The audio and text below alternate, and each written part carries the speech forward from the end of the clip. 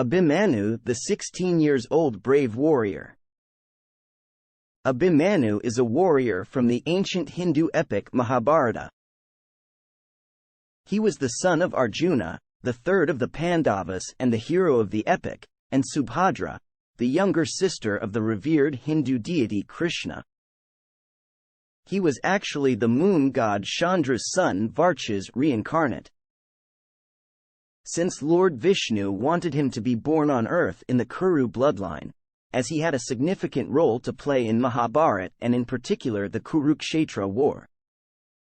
But Chandra Devta allowed him only 16-year sojourn on earth. Whatever the mission, it had to be wrapped up in 16 years of his life because that is all the duration his father could bear to be separated from him. When Krishna's half-sister Subhadra, pregnant with Abhimanyu in her womb, was listening to Arjuna's narration of how to break into a chakravyuh, circular maze, formation in a battle, but she fell asleep at a very inopportune time.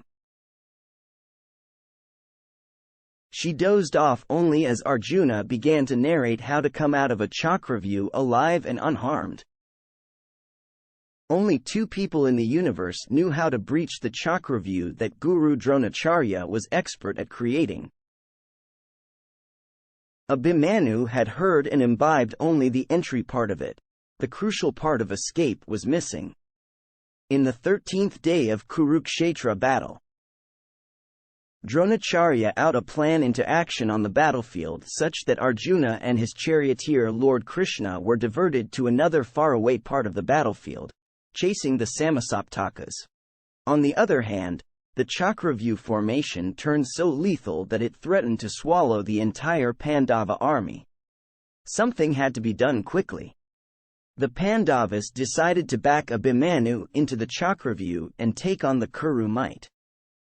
Abhimanyu knew from his mother's womb as to how to breach various types of chakravyuhas such as Makaravyoha, Karmavyuha, Sarpaivuha, etc., and accordingly he began breaking into the formation in an impressive manner. Jayadratha, an evil debauched king from Sindh, then effectively blocked the path behind Abhimanyu so as to keep the Pandavas out. Abhimanyu caused massive destruction to the Kaurava army.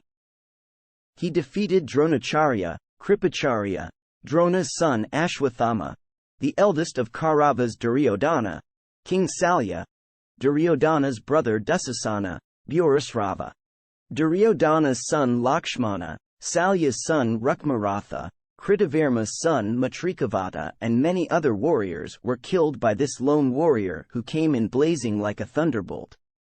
Karna shot an arrow that broke the boy's bow, an arrow on Dronacharya's advice. Then he attacked him from behind. His charioteer was killed, his hordes too. His chariot broke into pieces. The brave boy had only a sword in hand and used the broken chariot's wean as a shield. All the Kauravas now pounced upon him with all their might. In the end, Abhimanyu was killed brutally. It is Abhimanyu's death that made a reluctant Arjuna decide that this was a battle or rather a war that he must win, and that in war, it is the outcome that matters above ethics that the Kauravas had abandoned when killing an innocent 16-year-old righteous Abhimanyu. Abhimanyu's death was such a horrific shock to his father Arjuna that, enraged by his son's brutal death, Arjuna killed Jayadratha with his heavenly arrow.